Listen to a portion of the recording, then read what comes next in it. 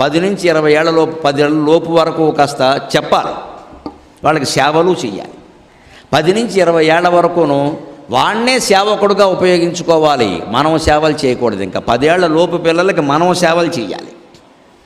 చిన్నపిల్లలు వాళ్ళు చేసుకోలేరు, బట్ట కూడా సరిగ్గా తొడుక్కోలేరు, మనం చెయ్యాలి. 5 ఏళ్ల లోపు ఇంకా బాగా చేయాలి. దైవవత్ పంచవర్షేషు శాస్త్రమే చెప్పింది.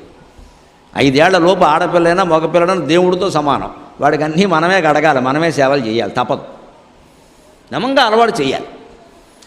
10 ఏళ్ల నుంచి 20 ఏళ్ల వరకు ఏం చేయాలి, వాడిని చేసుకోమని అలవాటు చేస్తూ ఉండాలి. ఇంకా మనం అన్నీ చేస్తూ కూర్చుని జీవితాంతం చేయించుకుంటాడు వీడు. పైగా వ్యక్తిత్వం ఎదగదు.